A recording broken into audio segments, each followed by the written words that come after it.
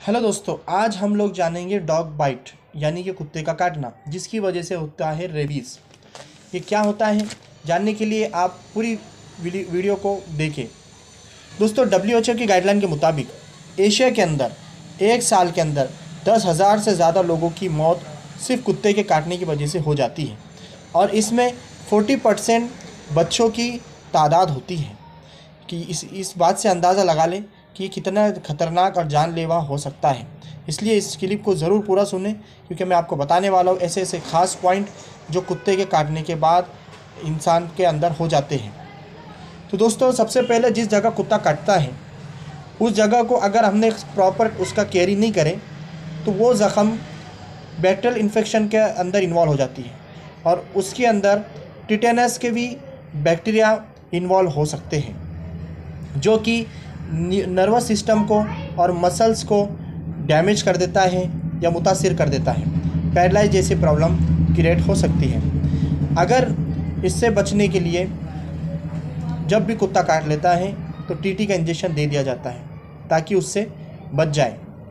लेकिन दोस्तों, अगर अनफॉर्चुनेटली या बदकिस्मती से जिस कुत्ते ने काटा है उसके सलाइवा के अंदर या उसके अंदर रेबीज़ नाम का वायरस अगर मौजूद है तो ये तो फिर हमारे लिए बहुत ही जानलेवा या ख़तरनाक हो सकता है। लेकिन इससे पहले मैं आपको बता दूं कि जब भी डॉग बाइट का पेशेंट होता है या जो डॉग बाइट की हिस्ट्री होती है उसको डॉक्टर 3 कैटेगरी के अंदर देखते हैं। सबसे पहला class 1 category, lick on intact skin. Class 2 wound touch और क्लास 3 ऑलरेडी अगर कुत्ता पागल है तो पहला और दूसरा कैटेगरी का या क्लास का जो केस है उसमें कुत्ते ने सिर्फ टच किया है या स्क्रैच आए हैं या फिर लिक किया है, तो इससे ज़्यादा रिस्क नहीं है। ये जो है तो वक्ती तौर के ट्रीटमेंट से अच्छा हो सकता है। लेकिन क्लास 3 या तीसरे क्लास के अंदर,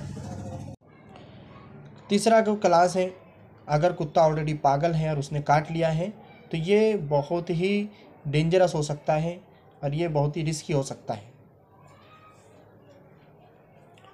तो दोस्तों, डॉग बाइट के पेशेंट को तो अब हम जानेंगे रेबीज़ के बारे में। क्या होता है रेबीज़? रेबीज़ दोस्तों एक वायरस है जो कि कुत्तों के अलावा दूसरे जानवरों के अंदर भी पाया जाता है, जैसे कि जैकॉल है, वॉल्फ है, मंकीज़ है, इसके अंदर भी पाया जाता है।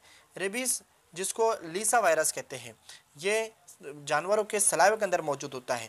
जब ये जानवर किसी इंसान को बाइट करते हैं तब ये इंसान के अंदर दाखिल होकर उसके नर्वस सिस्टम को मुतासिर कर देता है, जिसकी वजह से इंसान की जान भी जा सकती है।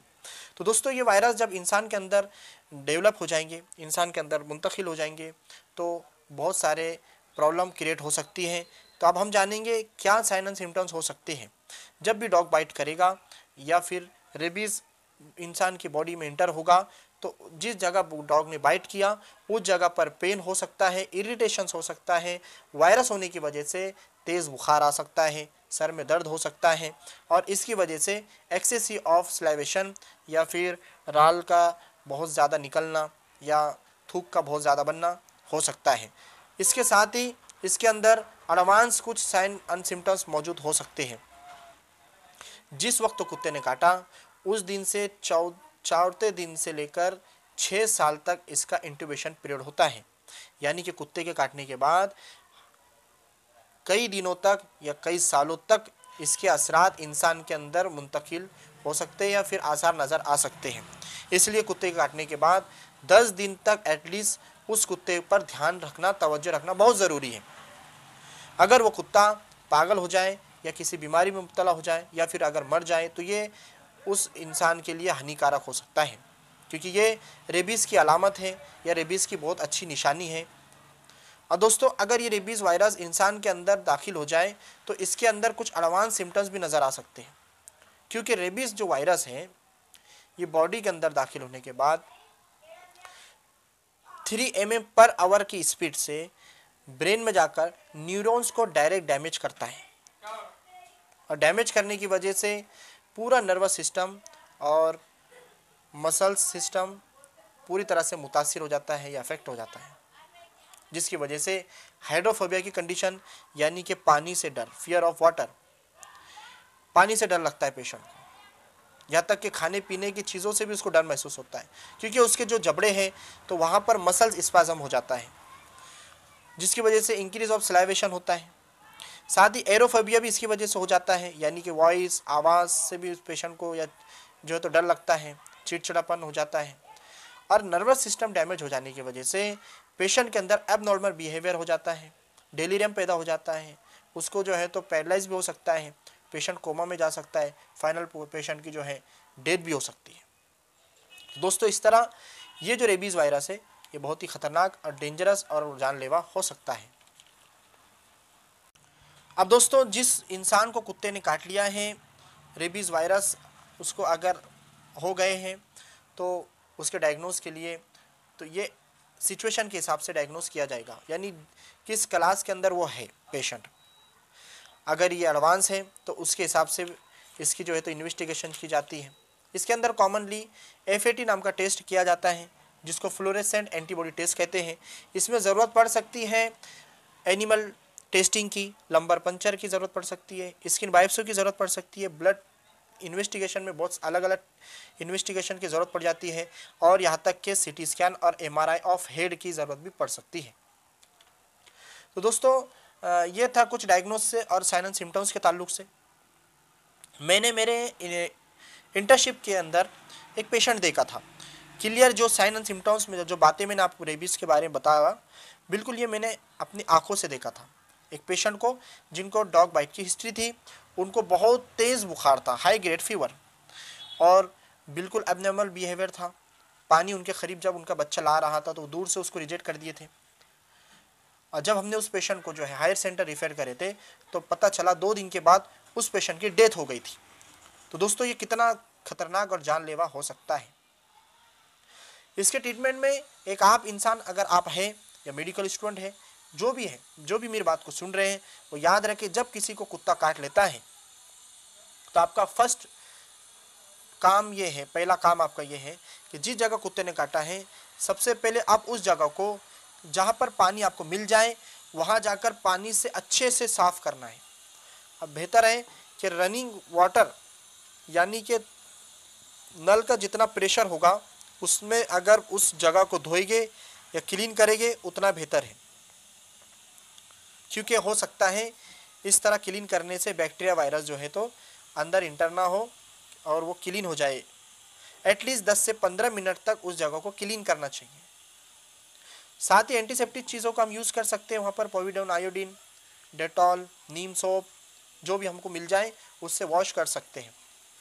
इसमें एक बात याद रखें, जिस जगह कुत्ते ने काटा है वहाँ पर हम स्यूचरिंग यानी टाँके ना लगाएं, वहाँ पर जो तो मजबूत ड्रेसिंग ना करें, बिल्कुल उस जख्म को छोड़ दे खुला। और याद रखें दोस्तों, ऐसा करने के बाद जल्द से जल्द जो है हम डॉक्टर के करीब जाएं, डॉक्टर के पास चले जाएं और डॉक्टर को जो है तो उस कुत्ते के बारे में पूरा बताएं। वो कुत्ता कैसा था, घर का था, बाहर का था, पालतू था, छोटा था, बड़ा था, पागल था, अच्छा था, जैसा भी था उस कुत्ते के बारे में अच्छे से डॉक्टर को बताएं। मैं सजेस्ट करूँगा आपको कि गवर्नमेंट हॉस्पिटल में आप अगर जाते हैं तो वहाँ पर अच्छे से आपकी केयरिंग हो सकती है। इसमें जो लाइन ऑफ ट्रीटमेंट है, इसमें 2 बातें मैं आपको बताना चाहता हूँ।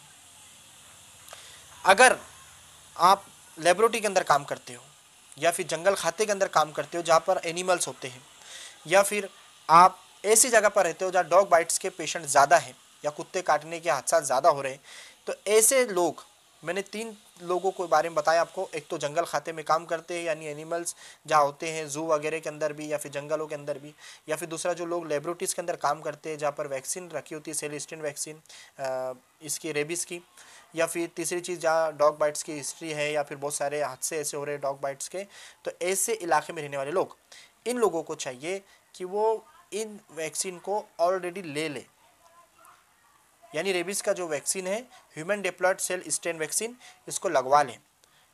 ये लाइन ऑफ ट्रीटमेंट के अंदर 2 चीज़ें रहती, एक तो प्री और एक तो पोस्ट। तो प्री एक्सपोजर प्रोफिलैक्सिस यानी कि ऑलरेडी पहले से ले लेना, क्योंकि ये जो है सडन या एक्सीडेंटल प्रॉब्लम हो सकती है, क्योंकि कुत्ता कब कहाँ किसको काट लेगा नहीं बता सकते। इसलिए ऐसे लोग जिनका मैंने अभी नाम लिया, ऐसे लोगों ने ऑलरेडी वैक्सीन करवा लेना चाहिए। अब कुत्ते ने काट लिया, इसके बाद पोस्ट एक्सपोजर प्रोफिलैक्सिस क्या हो सकता है? उसके लिए कॉमनली इंजेक्शन रेबीपुर नाम का एक इंजेक्शन आता है जिसके अंदर human diploid cell strain vaccine होती है। ये वैक्सीन जो है पहले सुनते थे कि 14 इंजेक्शन लगते हैं कुत्ते के काटने के बाद, लेकिन अब ऐसा कुछ नहीं है, सिर्फ 5 इंजेक्शन काफ़ी हो जाते हैं। तो जब भी कुत्ता काट लेता है तो डॉक्टर आपको जो है इंजेक्शन टीटी का देता है ताकि टिटेनस नाम का बैक्टीरिया वायरस हमारे बॉडी के अंदर इंटर ना हो। और दूसरी तरफ वो इंजेक्शन रेबीपुर लगाते हैं। इस इंजेक्शन को 5 डोज इसमें दिया जाता है। इसको याद रखें, पहले दिन दिया जाएगा, फिर उसके बाद तीसरे दिन आपको बुलाया जाएगा, फिर 7वें दिन, फिर 14वें दिन, फिर 28वें दिन।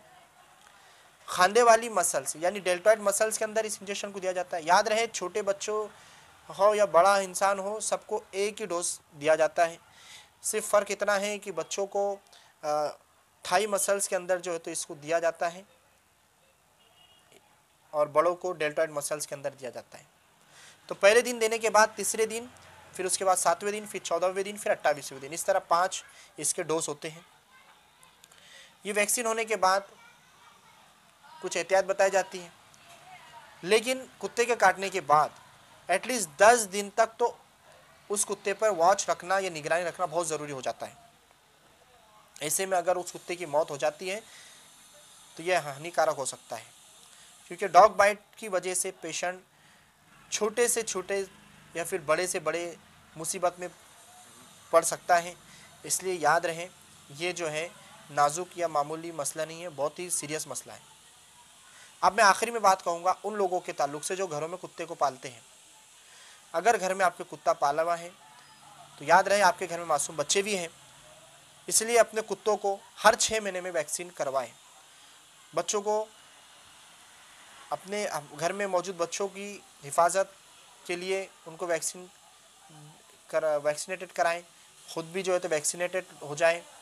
और आसपास अगर ऐसे कुत्ते हैं तो वहाँ पर नगर निगम से जो है तो कंप्लेन करें। थैंक यू वेरी मच दोस्तों मेरी क्लिप सुनने के लिए। तो दोस्तों इसी तरह की बहुत सारी बातें मैं आपसे शेयर करना चाहता हूँ।